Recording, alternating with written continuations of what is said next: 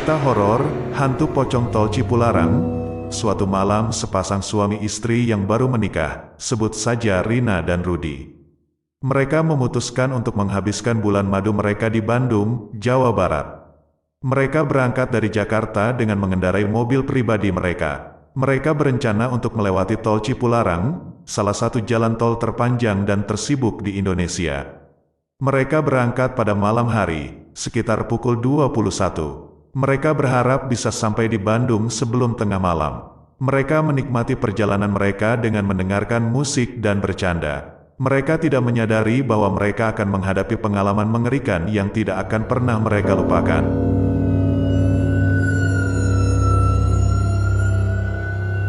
Saat mereka memasuki tol Cipularang, mereka melihat pemandangan yang indah. Jalan tol yang sepi dan mulus, dikelilingi oleh pegunungan dan hutan yang gelap.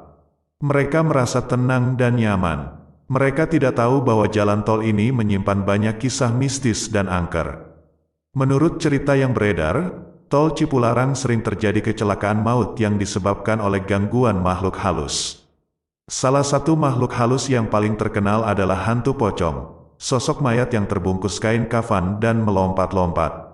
Konon, hantu pocong ini adalah arwah dari salah satu korban kecelakaan yang tidak mendapatkan penguburan yang layak.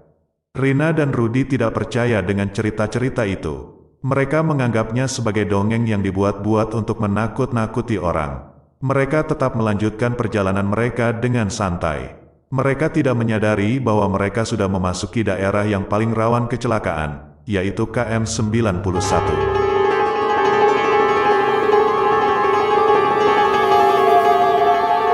Di KM 91, Rina dan Rudi merasakan sesuatu yang aneh. Mereka merasa seolah-olah ada yang menarik mobil mereka ke arah kiri. Mereka melihat di spion kiri, tapi tidak ada apa-apa. Mereka mencoba untuk mengendalikan mobil mereka, tapi semakin sulit. Mereka merasa panik dan bingung. Tiba-tiba, mereka mendengar suara yang mengerikan. Suara itu seperti suara orang menjerit dan menangis.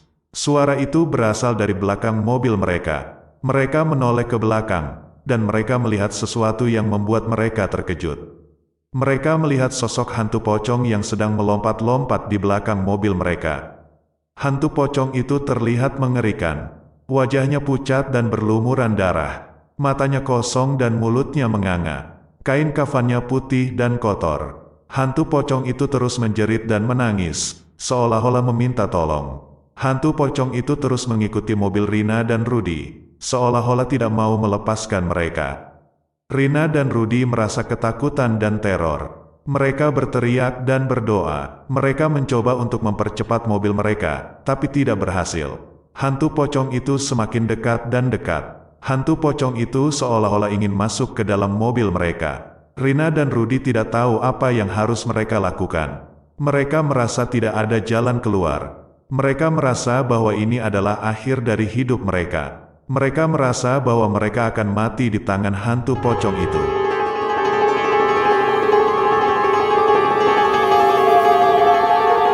Tiba-tiba, mereka melihat sebuah jembatan di depan mereka. Mereka melihat ada sebuah papan bertuliskan KM 96.2. Mereka ingat bahwa di bawah jembatan itu ada sebuah petilasan atau tempat bertapa Prabu Siliwangi, raja terkenal dari kerajaan Pajajaran. Mereka berharap bahwa di tempat itu ada kekuatan yang bisa melindungi mereka dari hantu pocong itu. Mereka memutuskan untuk berhenti di bawah jembatan itu. Mereka berharap bahwa hantu pocong itu tidak akan mengikuti mereka. Mereka berharap bahwa hantu pocong itu akan takut dan pergi. Mereka berharap bahwa mereka akan selamat. Mereka berhenti di bawah jembatan itu. Mereka membuka pintu mobil mereka. Mereka berlari ke arah petilasan itu. Mereka berharap bahwa di sana ada orang yang bisa menolong mereka. Mereka berharap bahwa di sana ada keselamatan. Tapi, harapan mereka sia-sia. Hantu pocong itu tidak pergi. Hantu pocong itu tetap mengikuti mereka. Hantu pocong itu semakin cepat dan cepat. Hantu pocong itu semakin dekat dan dekat. Hantu pocong itu semakin keras dan keras. Demikianlah telah banyak terjadi kecelakaan lalu lintas yang terjadi dan merenggut nyawa di tol Cipularang ini. Alasan ceritanya terkadang karena kecelakaan akibat gangguan makhluk halus.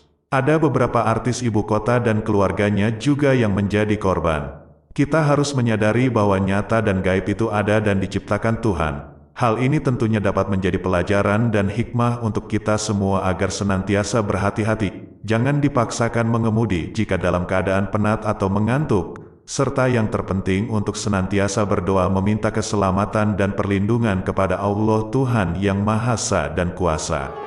Amin.